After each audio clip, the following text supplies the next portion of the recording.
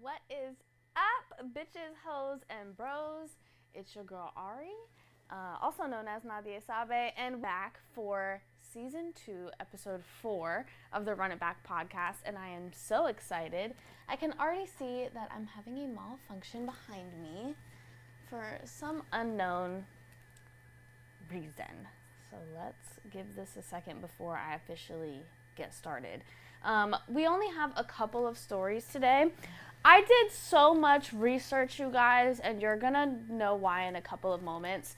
But yeah, we only have 4 stories to go over today, but we're gonna be pretty in depth with specifically the first 2. Okay, so there's been a lot going on with the girls. Okay? The first thing that I'm going to start with is Karrahbooo, because that is kind of news that has kind of passed.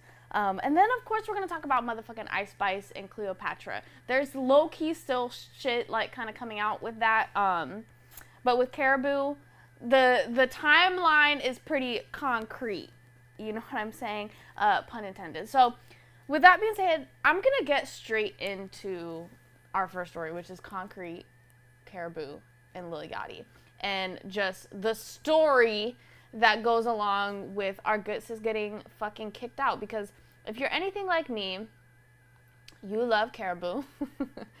And you're kind of disappointed in this whole fucking situation. So as you can see, I did a lot for this episode, because I do actually would consider myself not necessarily fans, because I haven't purchased anything, you know what I'm saying, for either of the two. But I do really, really like these girls. I really like these girls' music. I really like my hair.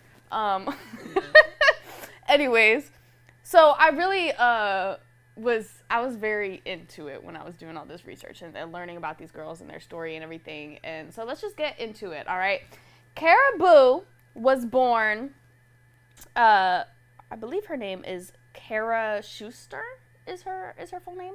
She's an Aries, and she was born March 28th, 1997 in Atlanta, Georgia. So one thing that we need to remember about Karrahbooo, which if you don't know anything about her, she's an Atlanta bitch, okay? She's born and bred in Atlanta, which gives you a little bit of context as the type of person that she is and the spaces that she does have access to, being that she is in Atlanta, okay? In 2021, she picks up DJing. You know what I'm saying? This is I decided to add this because I feel like this is something that's not really talked about, but this is one of the first things that we see from Karrahbooo in that creative space. She picks up DJing, okay? So at some point, and this is from the horse's mouth, Karrahbooo was a fan, okay? Karrahbooo was a fan of Yachty. This is something that I feel like is important because it gives context to how she feels and how she was brought into the group, okay? So at this time, 2021, is a fan of Yachty. She picks up DJing. La-da-da-da-da-da-da-da-da-da. She ends up having some mutual friends. You know how, like, when you go on Instagram and you follow somebody and you see that this person follows them, and what I'm thinking in my brain as I'm doing this research is I'm like, okay, so Karrahbooo is a fan of Yachty. She's in Atlanta, so I guarantee you that she's putting herself in spaces to meet maybe not just Yachty, but people that are around him, people that are in that sphere, people that are in that scene, you know what I'm saying? Gains some mutual friends, gets a little bit closer to Yachty, and eventually befriends him for real. So they become friends. At some point, around 2022, Yachty brings her on to be his personal assistant. Okay? Big jump from 2021, not knowing each other, Karrahbooo is a fan, to befriending, mutuals. This is reality. Now she is Lil Boat's personal assistant. Okay? Karrahbooo gets fired, and then she says pretty like right after, basically, she releases Money Counter. This is her official debut, okay? This is her solo debut. She does this by herself. I want to note that. She does this by herself, okay? The rest of that quarter, it was pretty slow. And then when concrete, everything started solidifying with each other in 2023, Karrahbooo is signed. Okay? So everything happened very, very quick for her. She put herself in certain positions that she needed to be in. Things worked out. She's on. Okay? So one of the things that was very important to me, because I watched a lot of interviews with this because I want to see how people interact, right? I want to see how people interact with each other. Something that I feel like you should watch is the Montreality interview that they did, because you see a lot of interesting behavior between everybody, and it does kind of show you that there is like this level of uncomfortability with Karrahbooo. The boys, and everybody seems tight-knit, but it seems like there's something with Karrahbooo with some of the things that she might say, some energy. There's certain things, there's certain moments where you're like, this is interesting. But something that's also very important that's noted in this interview and in several other of their interviews is what concrete means, right? What does Concrete Boys stand for? What is this movement, right? And the fact that concrete means solid, means that you are a solid individual, that we all fuck with each other, we all love each other, we're all family, and that is a solid thing. And I thought that was really interesting because over the course of this, and of course we're going to see that we're in 2024, all of this started 2021, 2022, 2023, Karrahbooo got signed. This all happened in a matter of, 3 to 4 years, and a year in terms of Karrahbooo really being in the spotlight. I want to, make that note. But what they stand for is the fact that they all fuck with each other, they're all love, and they're all real individuals, and Karrahbooo was this is another thing, the breakout star of the group. So she needed to represent that the most, and she was brought into the group. So it makes you wonder, like, was she solid before and she's not anymore? Was she never solid and it just, there's cause for concern within what their brand stands for. And I want to make that note because I think that that's really important. And if you don't know that that's what Concrete Boys brand stands for and that's how they feel about it, I think that that's an issue within itself. Clock it. So, boom, boom, boom. Karrahbooo is signed.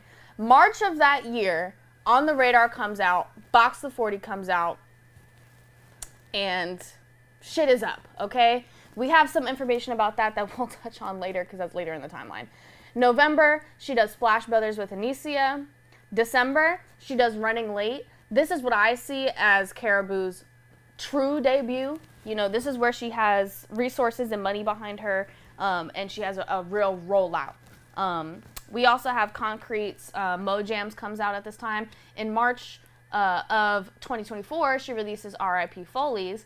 And then in April, we have the It's Us Volume 1 release.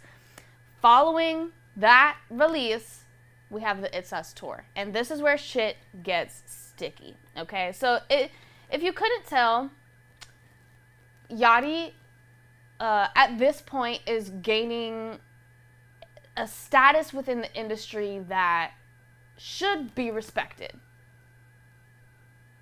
I say this because he is a very smart individual. He is the Quincy Jones of this situation. He is the one pulling the strings, orchestrating things, as he said, dressing everybody, styling everybody, XYZ, la da da da. On the other side of that is, of course, the actual process of the rollout and how everything took off. So he is very smart, and he did this very well in a relatively short amount of time, putting this group together and bringing it to fruition, right? So I'm going to talk about some other things with that and just Yachty towards the end, because I want to get through the story. Okay, so we have the It's Us tour, and people start saying things around the 27th of July. Broccoli City, she doesn't come. People are posting on social media. Karrahbooo is reposting stuff on social media. Okay? But there's nothing concrete until Yachty makes an announcement on the 30th that Karrahbooo has left the group. I have nothing bad to say about her. That's that. La da da da da.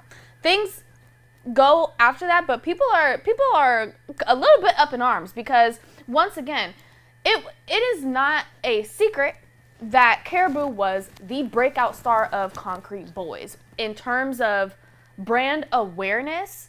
She had the bitches, and that is really where, you know, that's a completely different conversation. But there was a lot of conversation about it. People were not really happy. People were wondering, what is Karrahbooo going to do next? What is the situation? And then August rolls around, and on the 22nd, these tweets have since been deleted. But on the 22nd, a tweet from a Karrahbooo fan comes out where I guess they had met at a Red Lobster, you know, getting some Cheddar Bay biscuits. And it was basically alleging that Karrahbooo said that the Concrete Boys were bullying her. She got kicked out, and, you know, it wasn't a good experience for her. She was very upset. The tweet, you know, noted how distraught she looked and this and that. Once again, this is tweets that are no longer here anymore. The next day, Yachty got his ass up on live and accused Karrahbooo of verbal abuse, spitting on people, hitting people, being in debt around $900,000, not writing her music, and being disrespectful to label heads, teams, things of that nature. And Lord have mercy, it was a lot. It was a lot, and he was very visibly upset. He talks about the fact that he orchestrated the On the Radar freestyle for hers to, you know, have the 808s come in, the beat to slow down, for it to be this big thing. If you look back at and this dropped a month ago, which I think is crazy. The Genius interview that they all did is very, in hindsight, it's interesting, just looking at everybody's mannerisms and responses with everything. Yeah. So that's the official timeline. Actually, no, I lied, because yesterday, and this is why sometimes God's timing is right. So yesterday, Karrahbooo, some things on live surfaced of her, basically talking about how she did write a lot of her stuff. Just sticking to her guns and alluding to the fact that she cannot drop music right now because she's in a contract that is not permitting her to do so, but that she would like to. So we're gonna see more with that, but I'm gonna give you we're gonna see more coming out with that, because I don't think that Karrahbooo is gonna stop. I think that we're gonna see more of her, and I think that she might be pushing to get music out, and that we're gonna see something happen in that sphere. But overall, with what has happened so far, I am gonna give my 2 cents, okay? Watching how everybody treats each other, okay, with the Concrete Boys. There's a lot of, it's very boy-centric, you know what I'm saying? And I'm gonna be real with you, Karrahbooo fits right in. She's like me. Like, she's a girl, but you can tell, like, we have some testosterone in us. We get along with the boys, and that's just how it is. And it's not that we don't get along with girls, it's just, you know, it is what it is. We have it in us. So she fits in right along with the boys in that kind of rowdy, rambunctious, joking with each other. But once again, there are always some moments that, just looking at certain things, where it's like, well, Karrahbooo has to stop here, kind of thing. Or, well, it's not Karrahbooo, nah. But, like, she's still with the shits, but it's almost like it's not being received by her at certain moments, at certain points. Of course, I can't speak on why that is.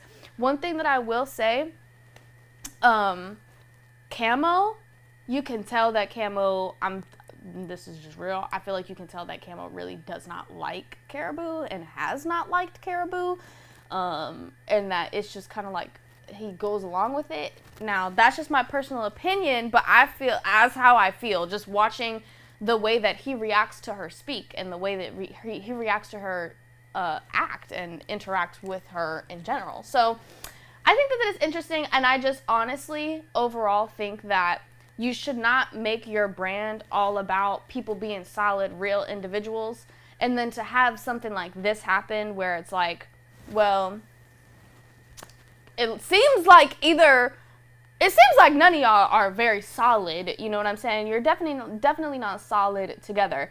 And the one thing that I will also mention is watching the way Yachty interacts. I feel like is really important because this is the person that everybody looks up to, right? And there's an interview, I cannot remember, I think it was $1 Million a Game that they were on, where Yachty is sitting on like 5 or 6 luggage trunks, smoking a hookah. But he deliberately put, like, here's how I see it. You deliberately staged this set for you to be multiple feet above everybody else in the room so that you can talk down to them.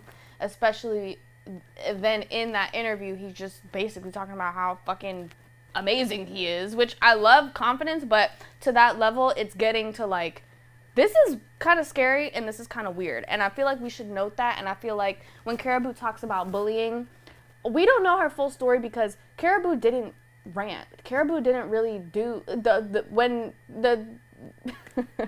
the things that have come out from Karrahbooo have, number one, was the thing from the fan. It was not from her. And then on top of that, it has been responses. It has been like, bro, stop bullying me. You know, I wrote my shit. You know, this. It has been in response to Yachty. So we don't really know her whole story other than, you know, she felt mistreated. She felt othered. Okay? And I see people talking about, like, pulling the woman card and shit like that. Like, yeah, Karrahbooo's gonna pull the woman card. She is the only concrete girl besides Gio, and Gio don't rap. So, like, I don't really want that to be a part of the conversation, to be honest with you. Karrahbooo does have a right to talk about that she is a woman, the only woman in the group, and that she feels othered. She has been more solid than him by deciding to stay pretty quiet on the conversation and solely defend herself compared to this man who clearly feels like he's better than everybody else.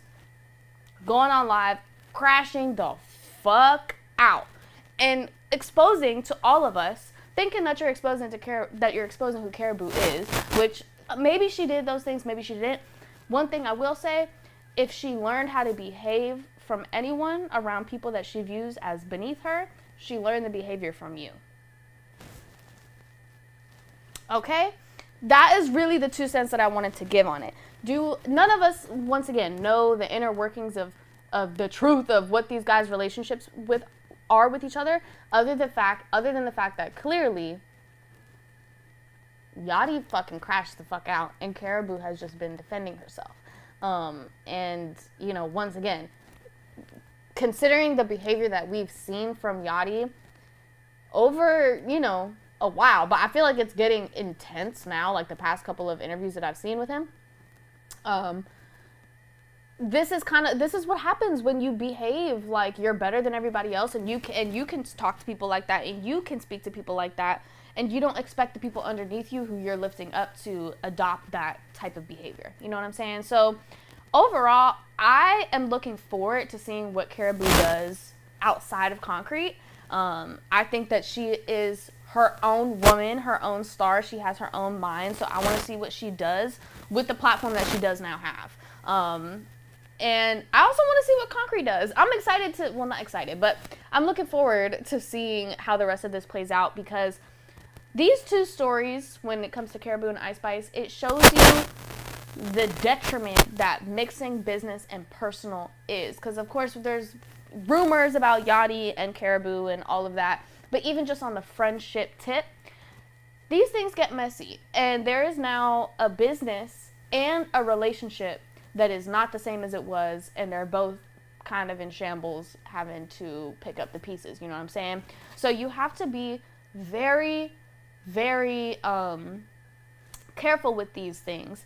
And I don't think it was really a good idea for everything to happen as it did. You know what I'm saying? If all of you guys think you're friends and you've only, like, you know, this is something that we're going to touch on with Spice too. If you guys have only known each other for 2 years, and the only work that you guys have ever done with each other, or the only stuff that you ever do with each other has to do with business,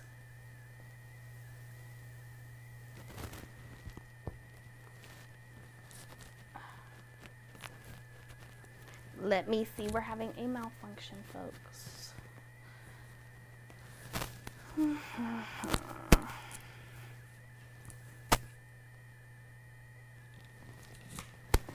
Are we good now?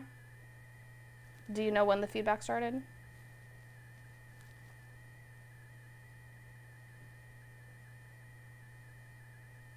Okay. So, yeah, I mean, basically, I feel like Yachty's behavior sets a precedent for how his artists act and the people under him act. And what I was really saying was that if you have known someone for 2 years and the only way that you guys have connected is through business, that is not your personal close friend. It's just not, okay? And if I have to be the person to tell you that, I'm sorry.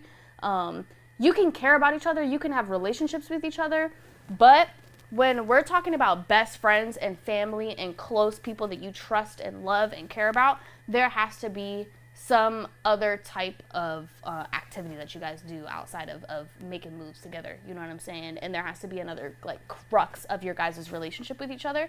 And that's why I say I don't think it was necessarily smart for Yachty to do this how he did, in terms of scooping up all of these young folks who haven't had the time to build real relationships with each other, put them on this huge stage, put them on this huge platform, and then everything falls apart because y'all are really not solid. Y'all are really not concrete, okay? So that's how I feel about that. Once again, I'm excited to see what Karrahbooo does with this whole situation, because one thing I will tell you is that the publicity is publicitying. They're both being talked about more than they were before this happened. You know what I'm saying? So we'll see what happens. Moving forward, the next story is another kind of drama-filled one, and once again honing in on the fact that business and personal is a very sticky situation, and you have to have parameters to, what's the word I'm looking for? Curb that. You know what I'm saying? You have to put precautions in place. So, Spice and Cleotrapa. Let's get into the timeline. January 1st of 2000, Isis Nyjah Gaston is born. She really is the true Y2K princess. Let me tell you something. She was born on fucking Y2K. So, full circle moment. You know what I'm saying? One thing I will note that does come up in certain interviews of her is that her father does come from a rap background, so she does have, you know, a little musical inclination from her childhood. But things don't really pick up until college. Now, in high school is when Ice Spice got her name. That was her Instagram, you know what I'm saying? It was cute. It was what it was. It's a family name, something that has been around for a while. But in college, she meets Riot, okay? And this is the person that she really, you know, obviously builds that producer relationship where she's able to start developing a sound, someone who is encouraging her, and of course, also a romantic interest there. You know, we will note that because that I'm pretty sure that is, like, fully confirmed, you know what I'm saying?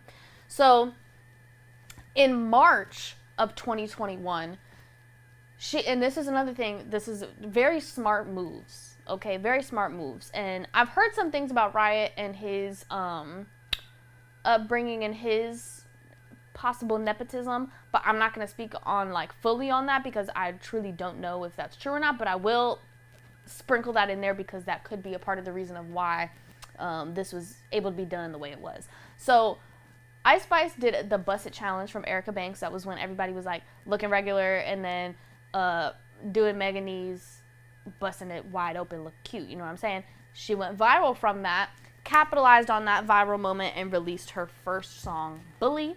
After that, she released No Clarity, Euphoric, Be a Lady, and Name of Love. These all had some underground buzz. You know, it was doing what it was doing. She was, you know, beginning to develop herself as a musician. Then she drops Munch, okay? It's played by Drake on his his Sirius XM radio station, Sound 42.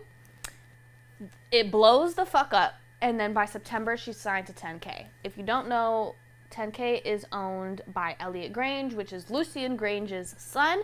So she has a lot of resources, knowledge, and just expertise behind her, okay? And this is the time where things really pick up for Ice Spice. If you don't know, she got platinum fucking plaques. Like, she's doing it, okay? She releases Bikini Bottom in October. That's her first release under 10K. And then in January, the top of 2023, she releases Like. She does Barbie World with Nicki. And in January of 2024, she does Think You the Shit.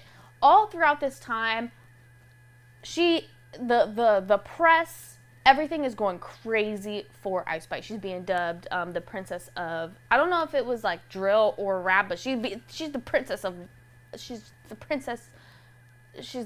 know what I'm saying? That's what it's giving. And she is also seen by the industry as this kind of juggernaut of, we want to crack the Ice Spice case. How do we do this to other people? Because she was so big, so loved, and it was just working. Everything was just working. And so she was huge. She was at the top of things, you know what I'm saying? So then we have May of 2024, okay? Baby Storm, which is someone who actually did know Ice before she got famous. They did, I believe, go to elementary school together. And she essentially accuses Ice Spice of being, number one, being like her 8th grade bully, and them eventually patching things up and becoming friends. I don't know. She accuses her of cheating on Riot. She accuses Riot of orchestrating Ice's entire career.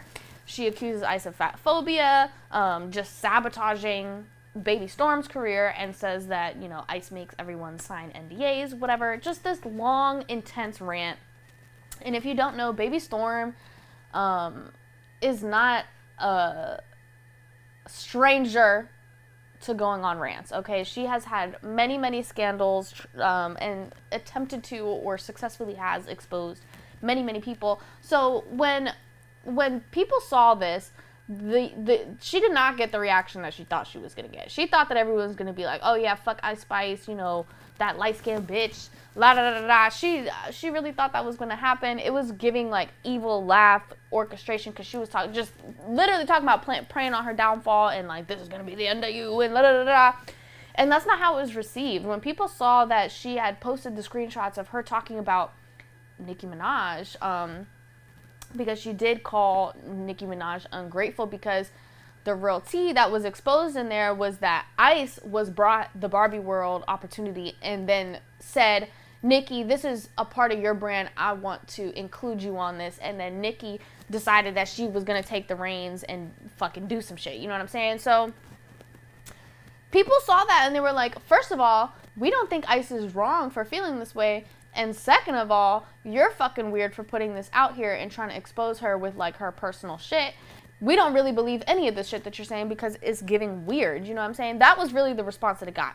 Some people were, you know, fucking with Stormy's or Baby Storm's story and wanted to corroborate and were like, you know, I don't like, you know, there's things that, whatever, I do think that she's mean, or I think this, or I don't think, at the end of it, Baby Storm ended up recanting the entire statement and said that she had a schizophrenic episode, bitch. Okay, so like, that whole thing was just absolutely insane, and I think that Baby Storm should have been quiet because she kind of set Cleopatra up to look similar, okay? because you have, somebody trying to essentially attack Ice's character and is essentially debunks herself, you know what I'm saying? So it's this whole thing, whatever, She does say something about warning Cleo, whatever, okay? June passes, that happens in May, June passes, things happen, damage control is done. In July of that year, that just 1 month away, she drops Y2K, and the tour starts on the 4th of July, okay? Mind you, I'm going to note that. The tour starts on the 4th of July, okay? We go into the North American leg of the tour. Something that I think you guys should watch is the Big Boy interview that she does, because this happens during that time, and it kind of lets you into the state that Ice is in and how, maybe not how she's interacting with everybody, but how she's feeling, what she's talking about. And something that I am going to note, I don't want to diagnose anybody, but I think that Ice looked like she was having a lot of anxiety in that interview.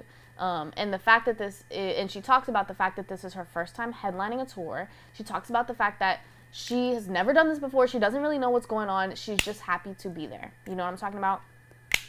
And the reason why I say that she looks like she's having a lot of anxiety is because she does a lot of self-soothing. She does a lot of rocking, a lot of self-soothing, a lot of jumping, and to me, that gives me signs of someone who's under a lot of stress and who is having a lot of anxiety. So when I saw that, I was like, I feel like this is something that is important to the story. Okay? So something that I'm also going to know, if you look at Cleo's Instagram during this time, she's posting a lot about the tour. She's posting like tour dumps, behind the scenes, recaps, performance videos, boom, boom, boom. August 31st, the North American leg of the tour ends, okay? September 9th is that dreadful motherfucking day that Cleo does her expose, okay?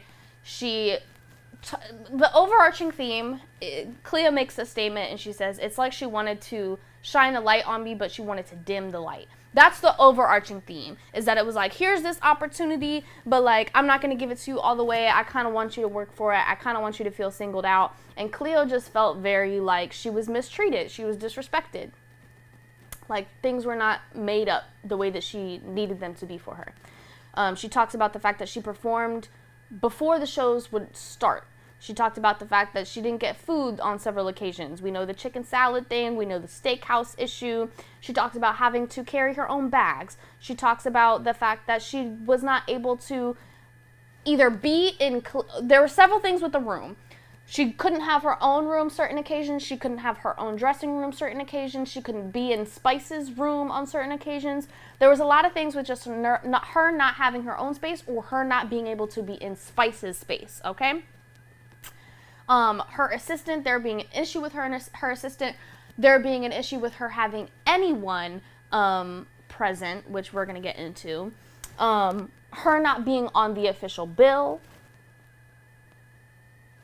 once again, the general attitude of Ice Spice,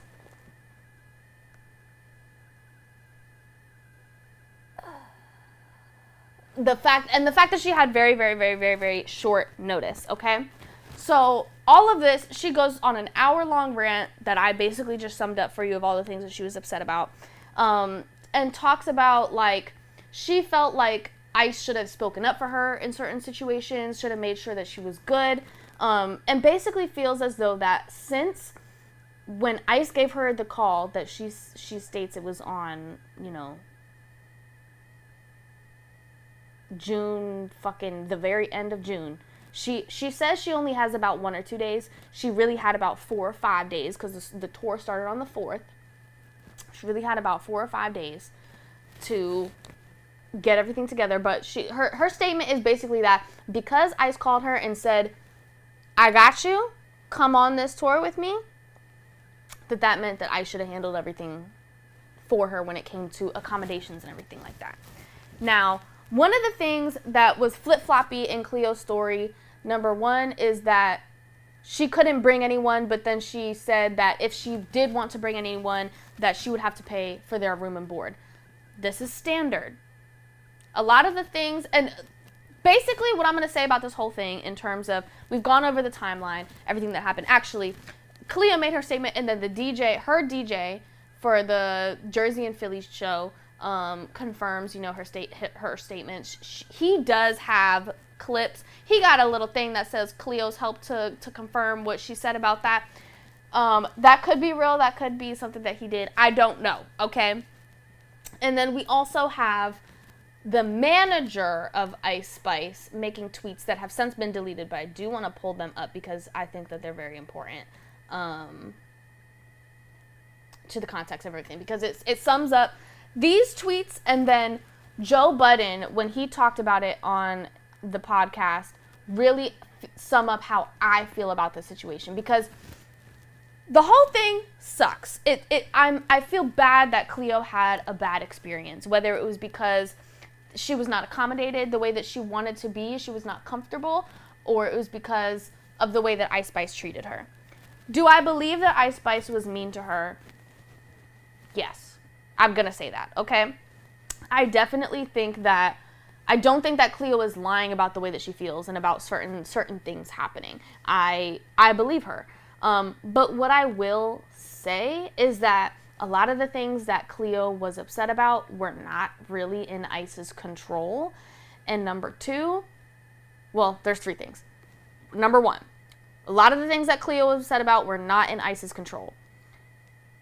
I can guarantee you that I talked about before, Ice is under a stress that she has not ever experienced before. And when it comes to, like, I don't think that the idea that Ice or Cleo had going into this tour was what happened in reality, because neither of them have ever done this before, and they had some rose-colored glasses of we're gonna have some fun and and Ice realized that this is really stressful. I believe she absolutely probably did lash out at certain times, or was rude, or did, whatever the situation. And I 100% believe that there were times that she did not want Cleo in her room because she's on tour, she's headlining a tour, and she wants to decompress and be by herself. I absolutely believe that those things are true. Number three, you guys were never really friends. And it goes back to, like I said, with Concrete and all of them. Cleo, in her whole video, talks about the fact that she never hangs out with Ice Spice at the crib, chilling on some chill shit. They're always doing something. They're always at a shoot. That's not your friend. And you should have known that that wasn't your friend. That's an industry friend, which is cool to have. Once again, you can care about each other. You can do nice things for each other. You can even salute the bitch. You can have respect for her. You can work with her. It absolutely. But when you blur those lines and you think that bitch is your real friend, you're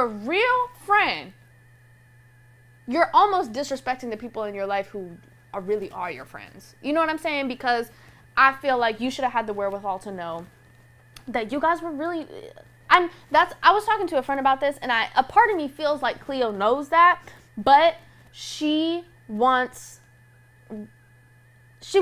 justice, I guess you could say, for what was done to her. Like, she wants the situation to be rectified. She wants to be, like, seen and heard, so I don't feel like she's gonna, that's speculation, though. That's just a little something on the side. But once again, Cleo, that was never your friend, and I feel like that was the first piece of discernment that you should have understood. And going along kind of with that discernment thing, Cleo should have never went on the tour. That has been, when I first saw this come out, I was like, damn, Cleo, you really shouldn't have posted this, and you really shouldn't have gone on that tour. The moment that you got a call saying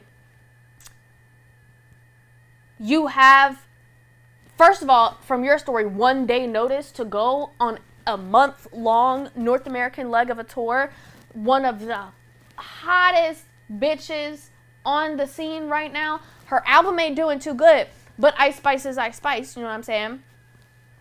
You should have known that you weren't prepared for the opportunity.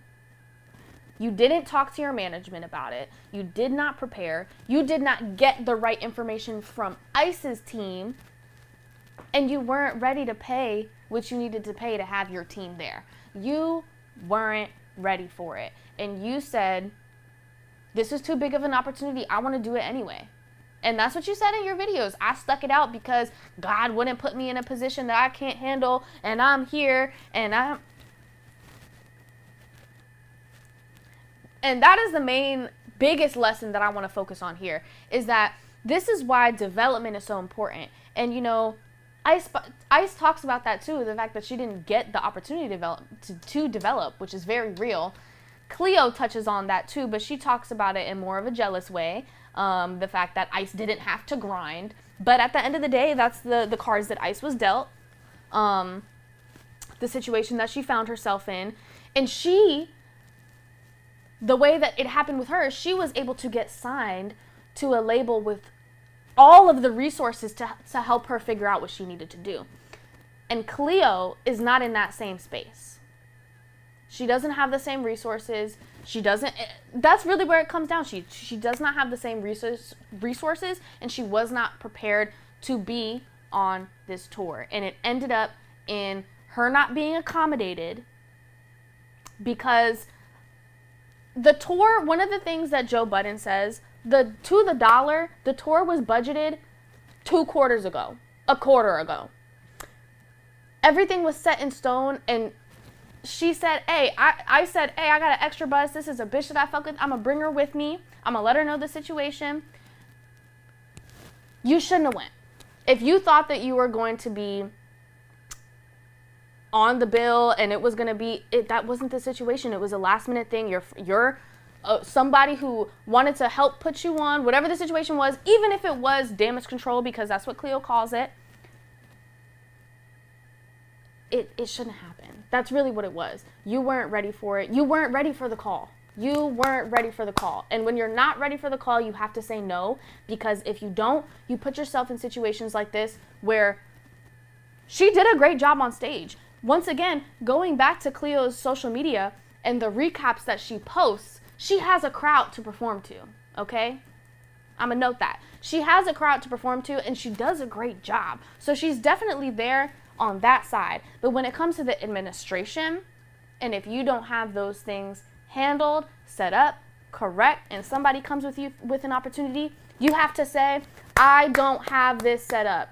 Either they're going to help you or it's going to pass and there's going to be another thing that comes later when you're ready for it. But if you say yes to something before you're ready, it will put you in a position where you look kind of crazy. And I know that the internet is a little bit on Cleo's side right now. I know that. I know that they're calling Ice Spice colorist, and I'm really not even going to speak on any of that kind of stuff because I feel like that's more of like the drama aspect of it. And really what I want to hone in on is, once again, Cleo took an opportunity that she was not prepared for, despite whatever the fuck happened on the personal note. And it resulted in a lot of shit and her putting herself out there now as someone who exposes people. You know what I'm saying? And I don't want to say that in terms of like, oh, people shouldn't be telling their story. But what it is that Cleo is at a point in her career where she is building. She has a name. She has a brand. She's doing stuff. But it's kind of like, let me look at these tweets down here. My team spoke to the artist manager this morning. The artist manager said he blames himself because he pushed his client to stay because it was a great opportunity, but knows his client was 100% in the wrong. The manager realized that his client did not have the financial backing to be on the tour. All right? Oh, Lord. This is what happens when an artist team doesn't manage their artist expectations when an opportunity comes in front of them. If you're not prepared for an opportunity and your team isn't properly advanced, and that's on them, not us offering the opportunity. You have to invest yourself, aka pay expenses if need be for the opportunity. It's corny. Someone gives you an opportunity, basically talking about entitlement. Openers don't have the same things headliners have. And this is true. And people are going to feel, this is going to make some people feel away because you want to make people feel good. I understand that. Everybody wants to be accepted. But the truth is, that's not the way that the game goes. Touring is hard. Touring is hard on everybody involved. And the truth is, headliners don't get the same, openers don't get the same treatment as headliners. Despite the fact that we were friends, and like I said in the beginning, they thought that this was going to be something that it wasn't. Once you get on that road, it's a different scenario. And I think that That's what it was. Ice fucked up by, she should have had James, her manager, and Cleo's manager. They should have been the only ones talking. That's where they fucked up. That's where Ice and her management fucked up. They should have directly reached out to Cleo's management, had the conversation there, and this probably would have never happened. But bitches wanted to be cute. Bitches wanted to be nice. Bitches wanted to save face. Bitches wanted to kiki. And they did it the wrong way. And it ended up in this fucking disaster for, honestly, the both of them. This is not good for Ice, and I'm going to tell you, it's not very good for Cleo. They're both getting the publicity that they're going to get out of it. We'll see what happens. Like I said, I know that the internet is on Cleo's side. And I think she can continue capitalizing off of that and doing what she needs to do. But this is a hiccup for her.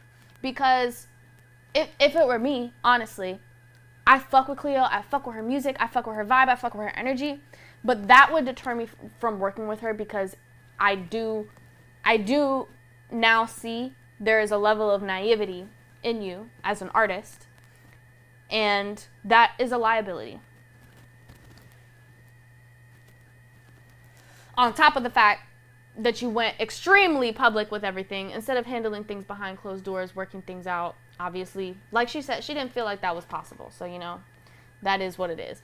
But I'm honestly very sad about both of these kind of drama-filled stories, because, like I said, I love both of these girls. And I hope to see them both thrive. I love all the girls in the game, to be honest with you. I want to see all of the girls do good. And I just think that it's unfortunate that this is happening, because they should be able to focus on their shit, you know what I'm saying? They should be able to focus on their music and their career and their life and whatever. And yeah, I just hope that everyone can, including them, can take this as a learning opportunity, that, like, if you're going to go into business with family, there needs to be some real, if you're going to go into business with friends or family, there needs to be real parameters set up to make sure that you guys are not stepping on each other's toes and just absolutely blowing everything up. Because that's another thing. Like, these two are still pretty early on their career, and they're having these huge scandals that people are saying, like, now it's the downfall of their career. We should not be going through this. Okay, so I'm going to move forward and move on, because that was a lot of conversation about those two girls. We're going to close this up. The third story that we're going to talk about today is, of course, Spotify and the MLC. So the beginning of this story takes place in May, when Spotify officially sued the MLC for cutting pay rates to songwriters via premium bundles. To summarize this whole thing, basically what happened is Spotify added an audiobook access thing to their platform. They did it before officially announcing it, if that makes any sense. So, like, they added a bunch of audiobooks, and, like, people get 15 hours of audiobooks with premium. And then they, like, made this official announcement that they were bundling everything and gave MLC, the MLC, like, you know, a notice of the fact that this was going to be changing, because there is another court case that decided that platforms that bundle,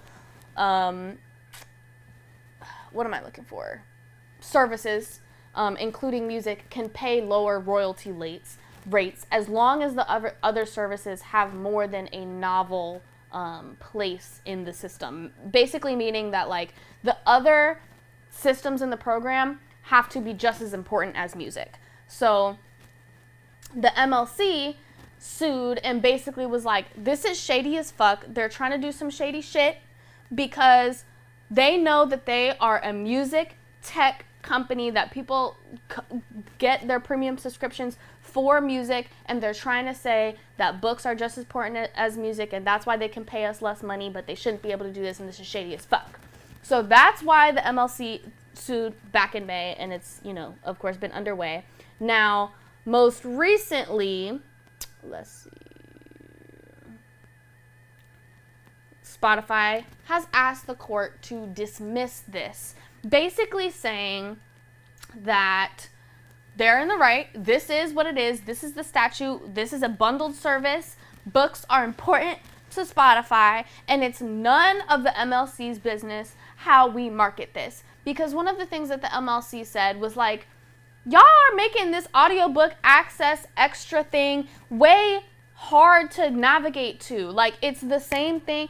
People don't even need this. Like, you're not even, like, you're trying to make it hard. You're trying to make everybody go on to get a premium service instead of adding, you know, their little audiobooks access, because they don't fucking need to, because it's the same thing, and you shouldn't be doing this because you're shady, bitch. That's what the MLC has been saying. And Spotify is like, no, this is the law. This law says that bundled subscriptions can pay a lower rate. So we created a bundled subscription, and we're going to pay a lower rate. Fuck you.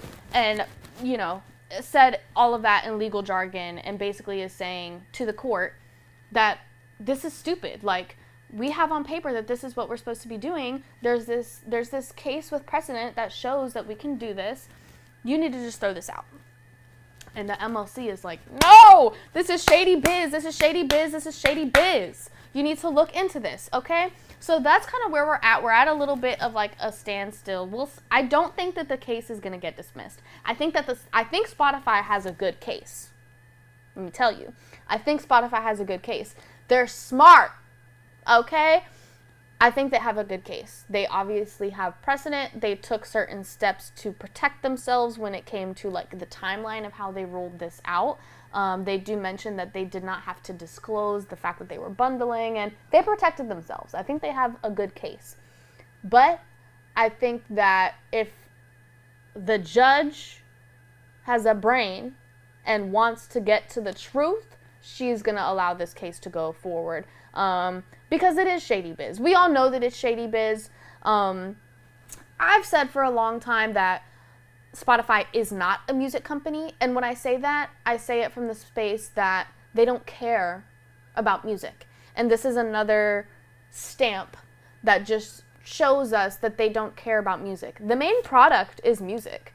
I 100% agree with the MLC of the fact that like people are not going to Spotify for the books. They're not doing it. I'm sorry, okay? I think it's a nice perk that people are going to start utilizing, and they're definitely going to see a lot of user activity with that literature. But Spotify is what it is, and it's a music streaming company, okay? So I hope, really and truthfully, that they get slapped and some shit happens with it. Now, the Phono Records 4 is the precedent that they're talking about with this.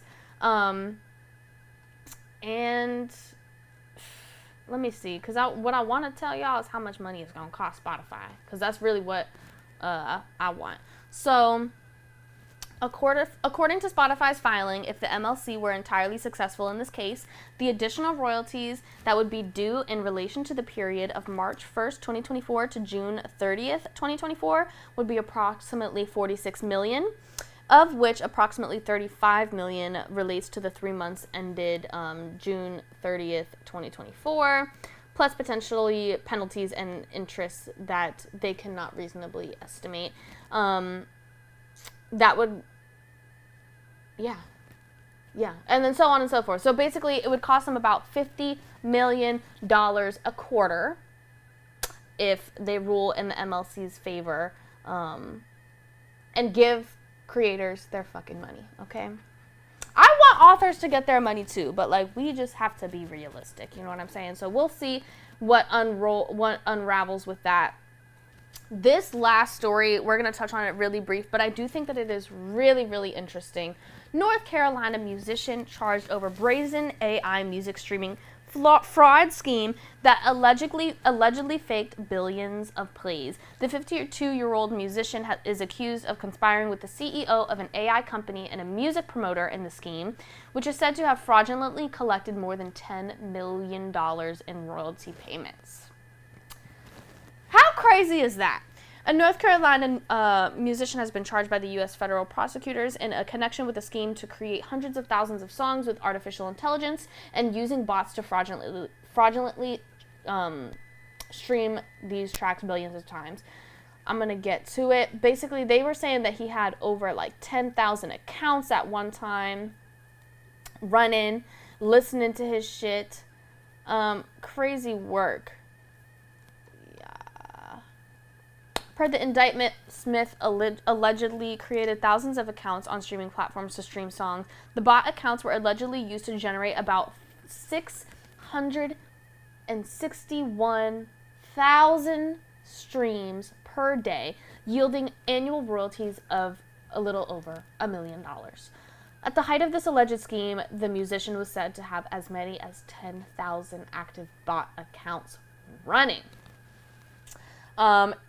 Smith allegedly emailed to two of his co-conspirators in 2018 saying, "We need to get a ton of songs fast to make this work around the anti-fraud policies these guys are all using now." So very calculated, very scientific, you know what I'm saying? And they cracked down on them. And I just thought that this is crazy. A lot of people think about using AI to like steal other people's work. This motherfucker's using it to steal people's money. Because if you don't know, the way that it kind of works is like when you stream music, you take money away from somebody else. Now, it sounds weird, but the way that it works is the people who get the most streams get the most money. So even I've talked about this a lot in the past, like user-centric or not. So like when you're user-centric, your money, the money that you pay, gets split up amongst the people that you listen to, right? Boom. The way it usually works, like with Spotify, your money goes into a big pool, and then that big pool is then divvied up into different percentages and given out to who has the most streams, okay? So when this person made a whole bunch of streams, right, and garnered himself money, he was taking royalties away from people who were getting actual genuine streams, which is why this is fucked up. Now, a piece of me was like, is this really fucked up? Because, like, let him get his coin. You know what I'm saying? Because, like, I get it. But when the bots came in, that's when I was like, okay, you fucked up. Because if you just put a whole bunch of AI-generated music up there, like thousands and thousands and thousands, because they were putting so much music, ran ads on it. If you did this the right way, I would have been behind you gung-ho, because get your money, you know what I'm saying? But once you got the bots involved, and then that's when the fraud came in, and it was like, okay, this is wrong, this isn't cool. But this is just another example of the way that AI is being used. And it's a little bit different, I think, than what people are thinking, because we're not taking somebody's voice, we're not taking somebody else's ideas. This is just kind of smart.